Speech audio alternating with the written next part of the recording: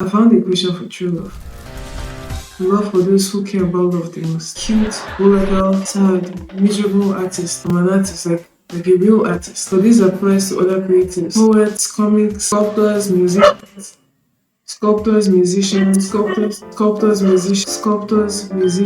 people that understand art and have a dreamy view of the world. Even though you're not an artistic type, you could really benefit from this video. Attributes of artists that kill love and those that make love and those that form love. How can you find love? How can love make your career better? Artists are the ones who praise love the most, worship love the most, and I'll show you how. Artists seek love the most, and we know there's those that seek that find, and I sought. Dummy. And I sought, and here's what I found. The love equation. Whoops! I'll be very first. I started my research from Disney like all professionals, so back to the glory days of the princesses. In Mulan, the second movie, the overall message of the movie was heart versus duty, where the emperor was marrying off his daughters for a peaceful alliance. Mulan was concerned because she thought they should marry who they love, and Shang thought that was too bad. A whole nation versus 3 people. Who was right? The trolley problem. There are 5 people on a track that a train is about to collide with. The only way to save them is to pull a lever. The lever will switch tracks. Oh good. No. Your son is on the other track. He's the only one. You kill your only begotten son, or you kill 5 strangers. The response you tend to give in this type of situation shows a lot about the type of person you are. Are you sympathetic, open-hearted, kind? You feel the pain of others. You want to know the backstory, feelings. Maybe you're creative, a bit slow. You work more in abstract. Or are you a numbers person? 5 is bigger than 1. A whole nation is bigger than 3. Duty first, logics, facts, systems, slaves. Just kidding. Maybe conservative, a bit traditional. If you lean closer to one side, and if you have attributes from all of them, you'll be a Nazi or a reverse Nazi. Basically Nazi for different reasons. And neither is worse than the other. I'm using stereotypes so you can understand it better. The people that have all their personality traits to the extreme of one side are either unhinged, comedy, both. Your core beliefs and personality traits influence your life even down to your choices, lifestyle, voting, shopping, and even how you tend to love. People who are more artistic tend to lean towards the heart side because they are the people who deal with hearts the most. They are the people that output feelings as something they can see, feel, touch, hear, make them physical, make them tangible. They are artists and they have recognized love as the king of all feelings. That's why most songs, poems, mainstream art revolves around love. Everyone knows love, but artists love love, and the way they work tends to seep into their personal lives and worldview. Maybe because it's profitable and safer to think that way, or maybe you don't examine the way you think, and then you fall into patterns that don't always serve you. Let's look at the birthplace of drama. You guessed it, Hollywood. They are creatives, the kind of people that idealize love, but there's a way their love relationships usually look. And I'm not mocking anybody. I'm saying just see the type of love they tend to have. Let's just say Hollywood is where relationships last long enough for a picture on the red carpet. Some people like that, but most sane people don't. And you may not like that if you knew all it entails. Love can be used as a drug, and its effects can be devastating. With the people that seem to use drugs the most, I doubt they will have any qualms using love as a drug. At the same time, you don't hear much of those crazy love stories that makes you feel like you have something to look forward to anywhere else. And you don't see couples who are goals, no matter how temporary, anywhere else than with the creative types. On the other hand, with the more traditional non-artistic type, you notice they have a more underwhelming love approach, but they tend to last longer. I'm Nigerian and we are more traditional compared to Americans, but who isn't? I only know one divorced person. He's not the traditional type. On the contrary, I just asked someone before this video to list 10 Hollywood actors and 8 of them were divorced. Again, I'm not insulting anyone. I'm just stating observations. I'm not saying all marriage relationships are healthy, but the kinds I see tend to be logical and useful. So you don't always see that special connection that you see in movies. Now, which is the ideal love? Both. And if you choose either of them, good for you. Back to the movie Mulan. She says her duty is to her heart. Oh my god, you scared me. Yeah, come here. Come here. Come, food. Maggie, my cat. She says her duty is to her heart, meaning she has an obligation to do what she feels is right. But also her duty creates room for her heart to grow and it informs it. Her duty creates her heart, meaning she won't feel the right things if it wasn't for the structures around her that helped her to think that way. The duties and the obligations are there because someone thought of it for the good of people, for the good of society. In a healthy society, the rules help us to be able to follow our heart, so duty is very important. Maybe it's a bit hard to define heart without duty, and maybe it's because it should be that way. In romantic love, heart is the adventurous feeling of falling in love, and duty is the not so adventurous feeling of loving someone. And so we begin our formula. I'm not done, I'll still break it down. As I mentioned earlier, artists deal in love or passion. Love being a bit of affection towards someone or something. Artists are very passionate, usually about their work, and their job is to express feelings. Because people own art and artistic things, because it gives them personality.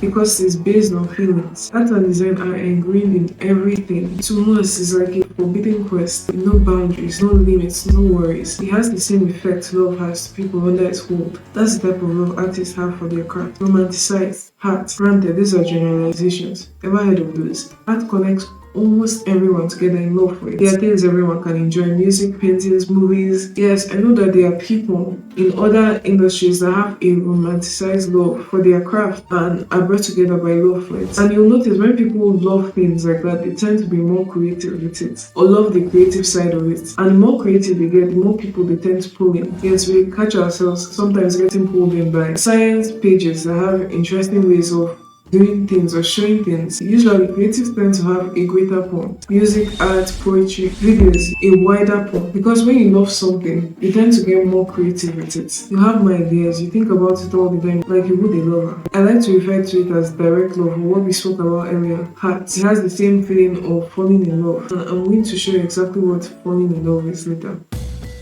Aren't you glad you clicked on this video? At least like it and subscribe if you really like it. I have to tell you that because people have no courtesy these days.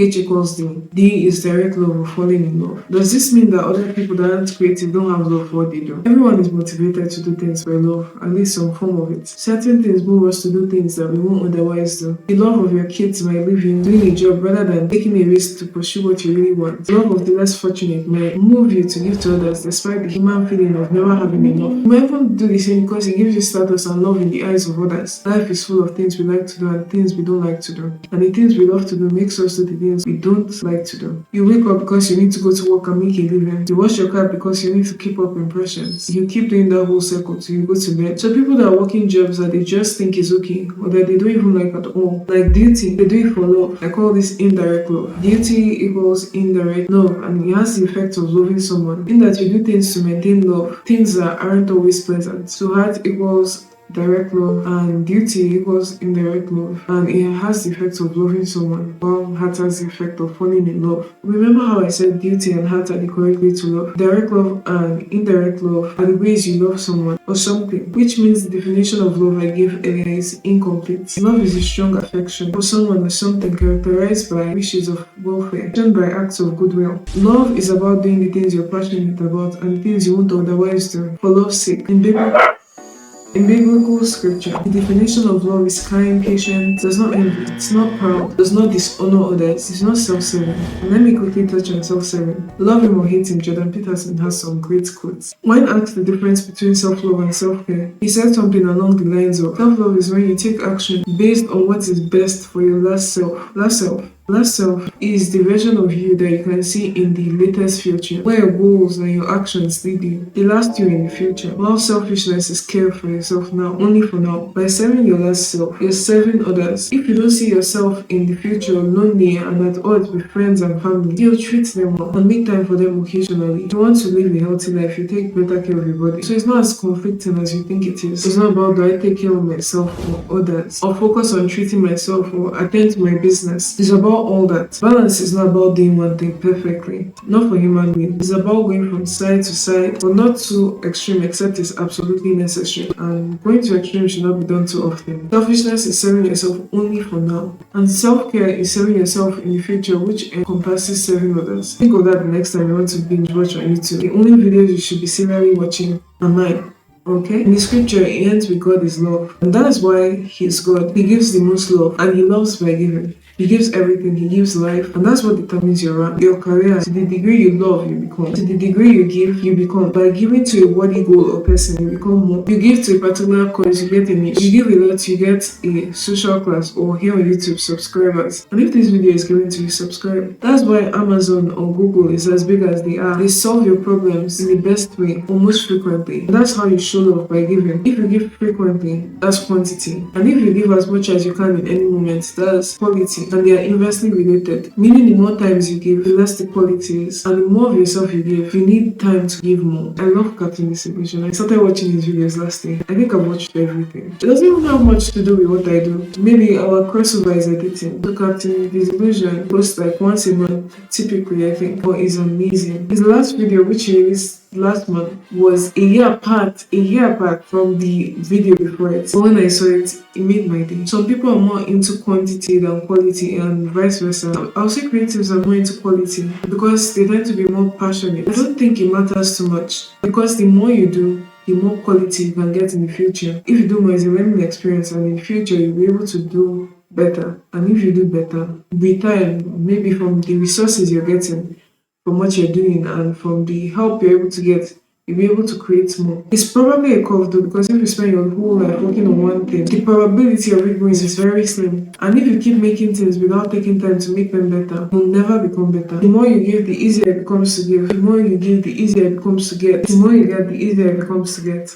That's why in Monopoly, if you play the game long enough, one person ends up with everything. Back to love. Love is what we have an affinity for and what we're passionate about. And also the things that don't really come to us naturally. Because the things that don't come to us naturally maintain the things that we love, that we have an affinity for. As you work on this, it can actually give you tips on how to work on your love life. Romantic love and work life. An understanding of one can help the other. These are the thoughts that I've been thinking lately. Hopefully they are things we can all relate to. And now I'm refining my thoughts by sharing them with you. Geographic proximity. Location plays a very big role. Studies show that most people that live close actually fall in love than people that don't live near each other. That's because the more you encounter someone, the more the feelings you have for that person grows. But you know that when you keep meeting someone that's annoying, you keep getting annoyed or irritated with the person, it gets worse. And that's because encounter with someone amplifies the feeling you have towards that person. Proximity is a great argument for social media because you may be in a terrible environment and may not be great for work, but the more you put yourself out there, you'll find your people. The more love you give, the more love you get. And it can translate from work to romantic relationships. To show your heart, because you attract people with similar hearts, with similar interests. You always show your heart, the things you're passionate about. Don't be yourself, do the things you're passionate about, because that's when you show your heart. And real love could come out of it. Maybe romantic love. It could really change your life by just doing the things you love to do. You could have an adventure. You have a real capacity for growth. You'll be less likely to burn out. But you also have to make duty a priority. Be committed to what you do and who you love because it maintains love and makes it last. It's a blend of heart and duty. Love might make you discipline a child even though it doesn't please you. It'll make you finish artistic work even when you're not feeling the burst of motivation you usually need to do creative work. Yes, true love comes to those who don't wait. Unlike the movies will have you believe. There's a reason it's a fairy tale. You could easily take out the variable and it doesn't work anymore. What if Cinderella ran like a sane human being and kept her 2 shoes on?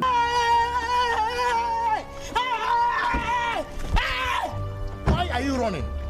Why are you? The stupid prince will have never recognized her. What if someone sensible told the prince that he can't kiss a corpse no matter how pretty she is? What if they discovered the reason the prince never gave his full name is because he doesn't want the other princesses to realize that he's starring in another person's love story? What if the princesses were born ugly? The whole thing falls apart. Just because you're ugly doesn't mean you have to die alone or die at all. Fairy tales make life worthwhile though. Fairy tales sometimes happen, miraculous things happen, and you can make them happen. If just one of your biggest dreams happen, not the dull ones your mind has conjured in old age, the things you thought of growing up. What is the best thing that could happen to your career? Your life will never be the same again. It could be more exciting for you, for someone else, or a partner maybe. Remember, you could serve others by serving yourself. Make yourself what you dream about for yourself. You could attract someone that likes who you've become. You could become different like that. By being the best you can be. Be the stuff of fairy tales. The hero's strength is measured by his heart. Try to be the image of yourself you dream of, and it will become magical for someone when they find you. These days, everyone is saying you're amazing as you are. King,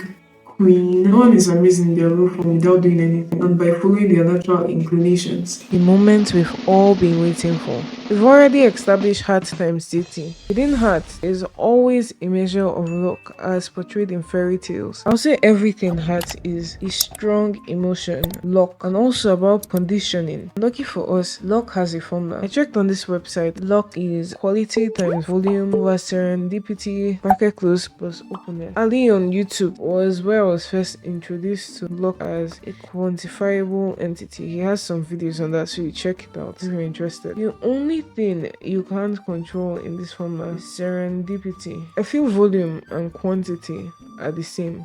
So that to me is like quantity times quality. Duty is responsibility plus wisdom plus strength plus sacrifice plus commitment. And you already know what all these things are. I think wisdom is the most important because any virtue can be turned to evil if you don't pair it with other good virtues. That's how virtues work hand in hand. Wisdom is so important because wisdom is what lets you know how to pair them. Example, strength without control can be tyranny. Acceptance without boundaries will leave a system undefined and then useless. Heart without duty is a hot addictive mess. One day you realize that all it is a mess. And then there'll be questions. Maybe when someone dies and then you realize that one day you and everyone you love will all be dead. Happy thoughts. Or when your partner is more annoying than you have reasons to justify staying. Or when work is too demanding to justify going on. You might even be pooping when you ask yourself, why life? Why love? If you think carefully to the root of any question, you'll find this question. Even if you're the kind of person who doesn't like to think, this question is so relevant that you can't ignore it.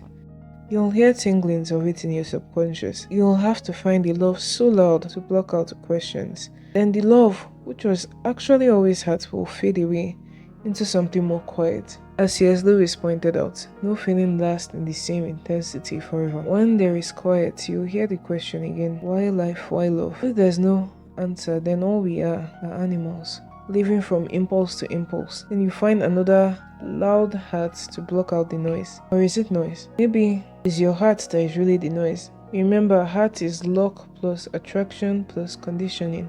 Maybe your conditioning, which is your programming, could be better if you answered the question properly. Why life? Why love? At least answered in a way that will satisfy your being. God.